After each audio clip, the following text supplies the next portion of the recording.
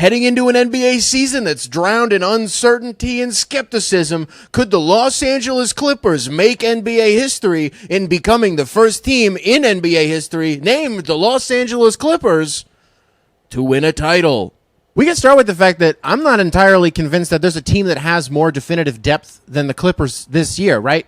Like, some of these teams in the league, you look at them and there's like, okay, you got 2 or 3 guys and like we're kind of concerned about them, like they're in the game notes.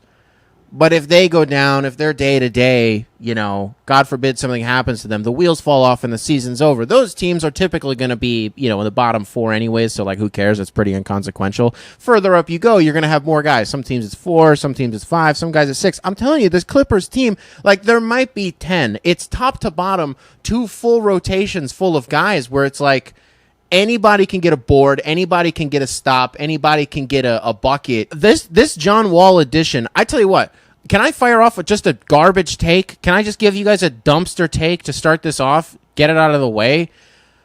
I don't think losing Isaiah Hartenstein means nothing for the Clippers. I don't think that's nothing.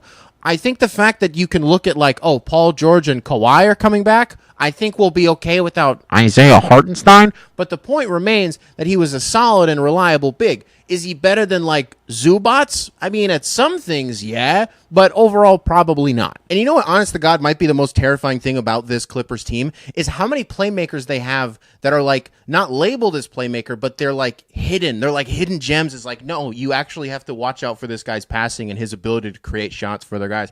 I mean, we talk about, I just realized I'm shooting this in 60 frames, not 24.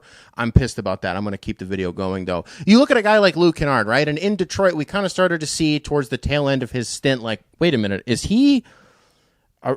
Luke Kennard actually like kind of a point guard? No, he's not a point guard, but he is a good playmaker, right? He is a good ball handler. You trust him in certain situations with the ball. But it goes way beyond like the Reggie Jacksons and John Walls, Kawhis, PGs of the world. Like you're not looking at the traditional guys on that Clippers roster and looking at the big dogs and thinking like, yeah, that's who you trust.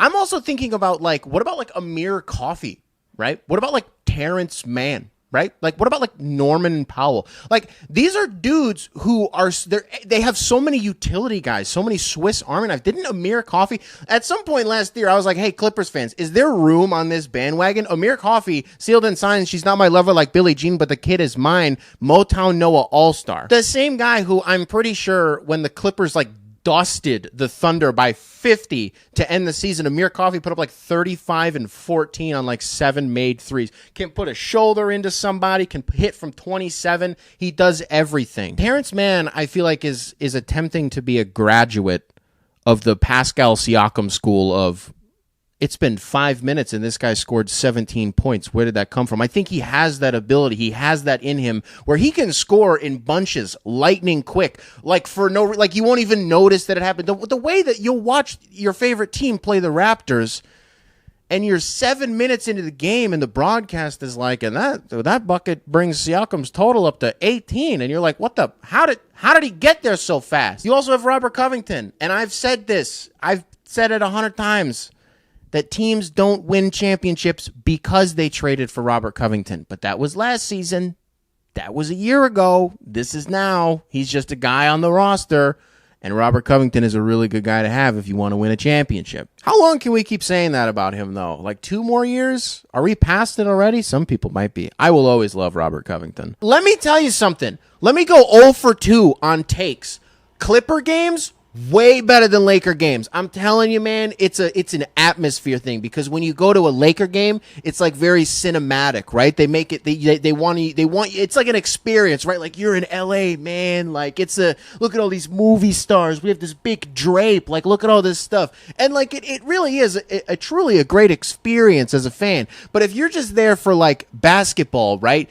Go to a Clippers game, man. I'm telling you because, like, with Laker games, too, they, like, dim the lights, and it's this whole thing, and, like, the presentation is beautiful. I'm not saying it's, like, bad and it's not fun. I'm just saying Clipper games, like, At least those people are there for basketball. Laker fans are just there for the spectacle. Where this Clippers team could show us that they're the most dangerous, right? Where they could show us that, like, hey, you really can't fuck with us at all, is in the dog days of the season. And it doesn't even necessarily have to be that, like, late February, early March, post-All-Star break stretch where, you know, dudes are starting to kind of get a little tired. It could even be that pre-All-Star break stretch in, like, January, when dudes are starting to hit rookie walls, things are kind of starting to slow down a little bit. You know, you start to really hit the grind of the season. Like, that's when this team, I think, could show us that they're the most dangerous because of how deep that they actually go. And they're pretty much the quintessential embodiment of, like, next man up, right? So God forbid, and I would never wish injury on anybody, but let's assume that somebody gets hurt. Dude, they have, like, 4 guys that could replace anybody at, like, any position. Anywhere. Everything we know about this Clippers team can be boiled down to, like, what? Okay, they have one of the best offensive-minded coaches that we've seen, if not in the last decade, then in the millennia, then maybe if not even that, then in a while, right? Tyronn Lue is genuinely that guy. Okay, so what do we know about all the players? Honestly, not that... hey, I don't want anything to pop off. A great fighting roster, right? I'd take a lot of those guys over a lot of other guys in the league, but that's not, it's a weird thing to lead with. That's not what we're here to talk about today. Offensive workhorses, a lot of them, I'm not going to say not two-way specialists. I don't know. They got a lot of fucking really good defenders on this team. Like, top to bottom. Like, you have some guys like, you know, is Luke the best defender? No. But what he makes up for it is by shooting 65% from 3, hitting literally everything from everywhere all at once. Word to Michelle Yeoh. And so because of that, you're like, well, that means he's a plus. Norman Powell, I'm taking him on both ends. Reggie Jackson, I'm taking him on 1.5 ends. Kawhi, come on. Paul George, come on. Hey, Paul George, I've been meaning to bring this up for a while. I'm like 95%. I'm like 70% sure that I could outfish you. Like, if we were going off of, like, if we're going off of quantity, not weight, okay? I'm not letting anybody do I don't know if you guys saw the people who were shoving lead balls into fish to, like, make them weigh more so they would win a wild controversy. I think I could, like, if we're largemouth bass, Paul George, let's fish some largemouth bass. I think I'm 60% sure I could beat you. Let's make it happen. Amir Coffey, banger. Marcus Morris, banger. Zubats, banger. Do Clippers fans every day of their lives just rejoice that Rob Pelinka just, like, didn't think that the Lakers would need him?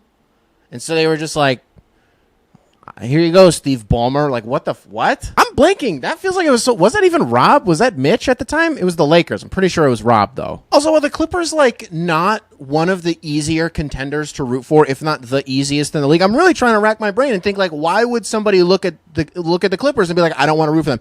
Like, if you don't want to root for the Warriors because, like, you hate dynasties and you're sick of them being around, like, I think that's dumb, but I get it, right? If you don't want to root for the Lakers because, like, they're the fucking Lakers, well, they're also not contenders, then, like, I get it, right? If you don't want to root for, you know, Miami, Boston, Milwaukee, whatever, well, Milwaukee is hard to root against. Like, I get it, right?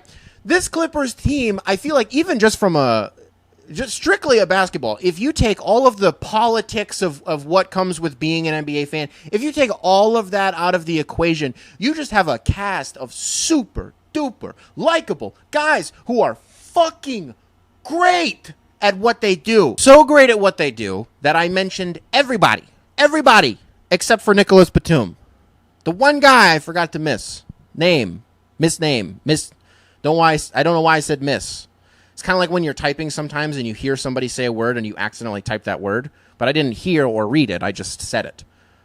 Weird. Clippers fans, I think this is it. I think you're doing it this year. I'm so excited to be a part of this journey. I'm so excited for you guys to celebrate in June, and I'm really excited for the odds that this is going to just deteriorate in age.